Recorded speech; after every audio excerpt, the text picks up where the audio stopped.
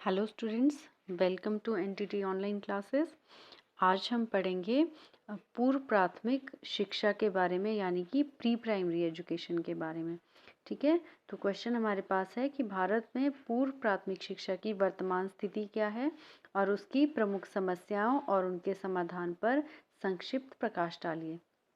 ठीक है, तो सबसे पहले हम जानेंगे कि जो प्री प्राइमरी एजुकेशन होती है वो होती क्या है। ठीक है, प्री प्राइमरी एजुकेशन का मतलब है कि प्राइमरी से पहले, यानी कि प्राइमरी होता है हमारा फर्स्ट टू फिफ्थ, उससे पहले की जो क्लासेस होती हैं, जो आप नर्सरी, केजी या फिर आप प्ले स्कूल्स में बच्चों को पढ़ाते हो, उसे हम कहते हैं प्री प्राइमरी एजुकेशन या फिर पूर्व प्राथमिक शिक्षा। ठीक है, तो आपने देखा होगा कि आज के टाइम में क्या है कि जो पूर्व प्राथमिक शिक्षा है केवल शहरी क्षेत्रों तक ही सीमित है, यानी कि शहरों में ही इस तरह की एजुकेशन दी जाती है और गांव में इस तरह की फैसिलिटीज़ कम है, कम स्कूल्स होते हैं। ठीक है, मैक्सिमम जगह पे आपने देखा होगा शहरों में क्या होता है, या तो पेरेंट्स वर्किंग होते हैं, ठीक है, या फिर क्या करते हैं, पेरेंट्स के पास इतना टाइम नहीं होता है या टाइम नहीं दे पाते बच्चों को, या फिर क्या करते हैं वो बच्चों को और ज़्यादा नॉलेज देने के लिए, जैसे बच्चा थोड़ा सा बड़ा हो जाता है, थोड़ा चलने लगता है, बोलने लगता है, वैसे ही उसको क्या करते हैं स्कूल्स में डाल दिया जाता है। आपके प्ले स्कूल्स होते हैं, क्रच होते हैं, इस तरह की बहुत सारी इंस्टीट्यूशंस होते हैं शहरों में जो बच्चों के लिए खोले जाते हैं और बच्चा उसमें 2 साल का बच्चा उसमें आप आराम से डाल सकते हो। ठीक है, लेकिन गाँव में क्या होता है, इस तरह की फैसिलिटीज़ कम है, स्कूल्स कम हैं। लेकिन इस तरह के जो स्कूल्स होते हैं वो मैक्सिमम क्या होते हैं, निजी संस्थाओं वाले द्वारा चलाए जाते हैं, यानी कि प्राइवेट इंस्टीट्यूशंस द्वारा चलाए जाते हैं। ठीक है, जितने भी इस तरह के स्कूल्स होते हैं, क्रच होते हैं, प्ले स्कूल्स होते हैं या प्री प्राइमरी स्कूल जो होते हैं, वो प्राइवेट ही चलाए जाते हैं। ऐसे बहुत कम स्कूल्स होंगे जो गवर्नमेंट द्वारा चलाए जाते हैं। ठीक है, लेकिन ऐसा है कि कुछ स्कूलों के लिए इस तरह के जो पूर्व प्राथमिक स्कूल्स होते हैं उसके लिए राज्य सरकार अनुदान देती है, डोनेशंस देती है, लेकिन फिर भी पूर्व प्राथमिक शिक्षा की जैसी स्थिति होनी चाहिए हमारे देश में वैसी नहीं है। ठीक है, यहाँ पर क्या होता है, सिर्फ इन स्कूलों में क्या करते हैं, सिर्फ उच्च वर्ग के विद्यार्थी, यानी कि आपके जो थोड़े से हाई स्टेटस वाले जो बच्चे होते हैं, जिनके घर वाले अच्छे स्टेटस से आते हैं, वही बच्चे यहाँ पे जाते हैं। कि इसकी वजह क्या है कि इन स्कूलों की जो फीस होती है वो बहुत ज़्यादा होती है, यानी कि नॉर्मल आदमी जो होता है, एक आम आदमी अफोर्ड नहीं कर पाता इतनी फ़ीस पे करना। ठीक है, और इस तरह के स्कूलों में क्या प्राय देखा जाता है कि जो संपन्न परिवारों के बच्चे होते हैं वही इस तरह के स्कूल में जाके पढ़ाई करते हैं। ठीक है, फिर आगे है हमारे पास कि इसके कारण क्या होता है कि बहुत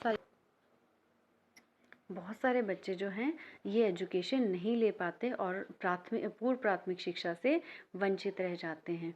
इसके अतिरिक्त क्या है कि अधिकतर पूर्व प्राथमिक स्कूलों के पास ना तो उपयुक्त भवन है, यानी कि ना तो इनके पास प्रॉपर बिल्डिंग्स होती है और ना ही आवश्यक शिक्षण सामग्री होती है जो ज़रूरी होती है। ठीक है, जो आपके प्री प्राइमरी स्कूल्स होते हैं इनके पास क्या होता है कि एक प्रॉपर बिल्डिंग होनी चाहिए, बच्चों के लिए झूले चाहिए। ठीक है, बहुत सारी चीज़ें होती है जो रिक्वायर्ड होती है प्री प्राइमरी स्कूल्स के, लेकिन मैक्सिमम जगह पे आपने देखा होगा कि जो स्कूल्स होते हैं, प्राइवेट स्कूल्स होते हैं, वो या तो किसी रेंटेड बिल्डिंग्स में चल रहे हैं। ठीक है, इनके पास अपना कोई भवन नहीं होता है, ना कोई प्रॉपर ग्राउंड होगा, प्रॉपर स्पेस नहीं होता है बच्चों के लिए। ठीक है, फिर भी ये चल रहे हैं। ठीक है, इससे क्या होता है, इन विद्यालयों में सबसे बड़ी कमी है अप्रशिक्षित अध्यापकों का होना, यानी कि प्रॉपर यहाँ पे प्रशिक्षित अध्यापकों को नहीं रखा जाता है।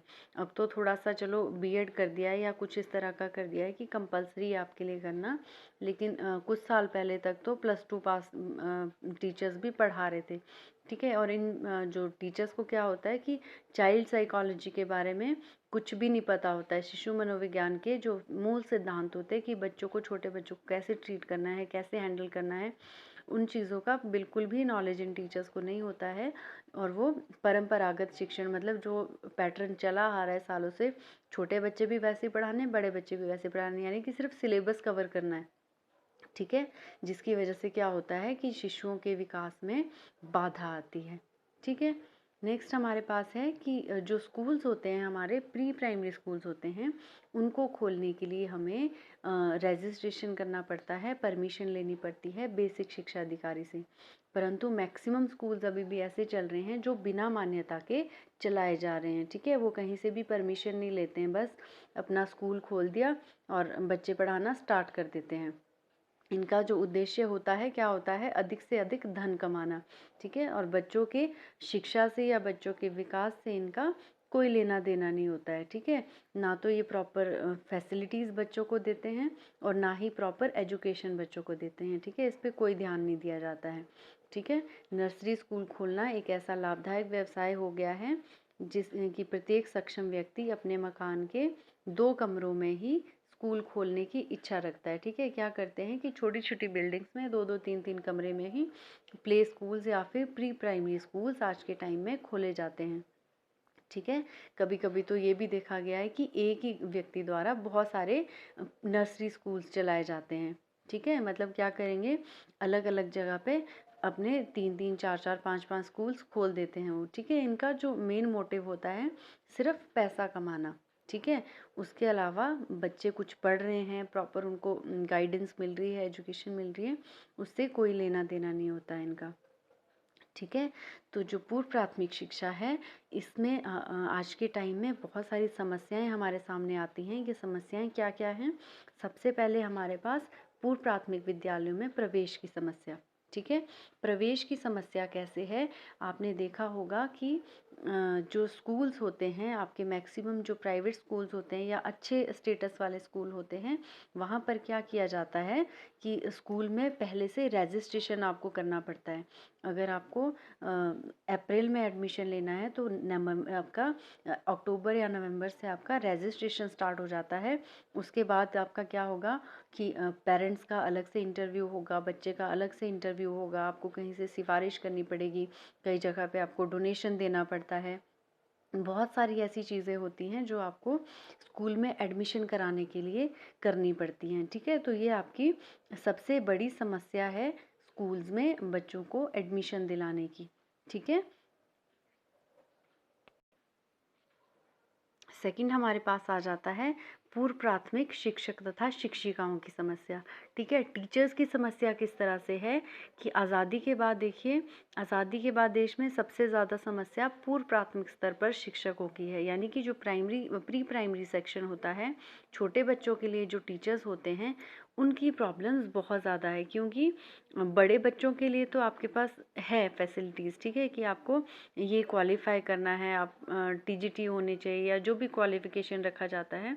लेकिन जो छोटे बच्चे हैं उनको पढ़ाने के लिए ऐसा कोई प्रॉपर, अभी तो चलो आप एनटीटी कर रहे हो, इस तरह का चलो आ गया है, लेकिन पहले ऐसा कोई प्रॉपर कोर्स या प्रॉपर कोई ऐसा क्वालिफिकेशन नहीं था कि आप ये क्वालिफाई कीजिए तब आप छोटे बच्चों को पढ़ाने के लिए एलिजिबल होते हैं, ठीक है। इसलिए क्या था कि टीचर की समस्या जो है वो आपके प्री प्राइमरी एजुकेशन में सबसे ज़्यादा पाई जाती है। और दूसरा क्या है, छोटे बच्चों को पढ़ाने में कोई टीचर्स जो है इंटरेस्ट भी नहीं लेते हैं कि छोटे बच्चों के साथ कौन दिमाग खाए, और उनकी सैलरीज इतनी कम होती है कि कोई भी जो टीचर है वो नहीं जाना चाहेगा प्राइमरी सेक्शन में या प्री प्राइमरी सेक्शन में पढ़ाने के लिए, ठीक है। फिर थर्ड है हमारे पास उद्देश्य विहीनता, ठीक है। उद्देश्य विहीनता से मतलब है कि वर्तमान परिस्थिति में उद्देश्यों को निर्धारित करने से ज़्यादा महत्वपूर्ण और कुछ भी नहीं है। स्वतंत्रता प्राप्ति के इतने अधिक वर्षों के बाद भी देश की शिक्षा व्यवस्था किसी लक्ष्य को लेकर नहीं चल रही है। यानी कि हम क्या करते हैं कि सिर्फ हमारे को जो प्री प्राइमरी सेक्शन है या जो भी आपके शिक्षण संस्थान हैं उनको सिर्फ हमने क्या बना रखा है आज के टाइम में, रोजी रोटी का साधन, यानी कि एक इनकम सोर्स बना के रखा है कि हम स्कूल्स खोलते हैं सिर्फ इनकम जनरेट करने के लिए, ताकि हमको वहाँ से पैसा आए। सिर्फ पैसा कमाना ही आज के टाइम में स्कूल खोलने का मोटिव रह गया है। एजुकेशन देना या बच्चे को ऐसी एजुकेशन देना जो उसके फ्यूचर में काम आए, ऐसा कोई भी उद्देश्य लेकर आपके स्कूल्स नहीं चलते हैं। मैक्सिमम आपने देखा होगा जो बड़े बड़े प्राइवेट स्कूलों से पढ़ के बच्चे निकलते हैं वो कहीं भी, मैक्सिमम बच्चे ऐसे होते हैं जो आगे कहीं भी सेटल नहीं हो पाते हैं, ठीक है। तो ये आपकी उद्देश्यहीनता है, क्योंकि उनको सिर्फ मार्क्स लाने पे फोकस कराया जाता है कि आपको सिर्फ परसेंटेज लानी है। आगे जाके उनको क्या करना है, फ्यूचर में उनके क्या एम्स होने चाहिए, उसके बारे में उनको कुछ भी नहीं पढ़ाया जाता है। ठीक है, नेक्स्ट हमारे पास है माध्यम की समस्या। माध्यम की समस्या यानी कि मीडियम की समस्या। मैक्सिमम आपके जो प्री प्राइमरी स्कूल्स हैं वहाँ पर देखा गया है कि आपको क्या किया जाता है कि आपको इंग्लिश मीडियम में पढ़ना है। जैसे ही बच्चा स्कूल में एंटर होता है तो उसके लिए इंग्लिश बोलना कंपलसरी हो जाता है। ठीक है, भले ही क्या बोलते हैं उसको, हिंदी प्रॉपर बोलना आए ना आए, उसको क्या सीखना है, इंग्लिश बोलना उसको सीखना पड़ता है।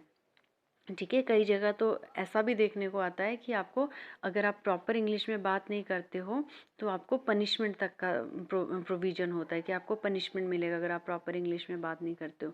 तो इस तरह से क्या होता है कि बच्चों में क्या प्रॉब्लम आती है कि इंग्लिश बोलना तो वो सीख जाएगा, लेकिन अपने गरीब देशवासियों के प्रति उसमें उपेक्षा की भावना उत्पन्न हो जाती है। यानी कि जो बच्चा इंग्लिश प्रॉपर नहीं बोल पाता है उसके साथ वो भेदभाव की दृष्टि से देखने लग जाता है बच्चा कि मुझे तो इंग्लिश आता है, उसको इंग्लिश बोलना भी नहीं आ रहा है। ठीक है, इस तरीके से क्या होता है बच्चे में मीडियम का जो प्रॉब्लम सामने आता है हमारे प्री प्राइमरी एजुकेशन में। ठीक है, उसके बाद है दोषपूर्ण शिक्षा पद्धति।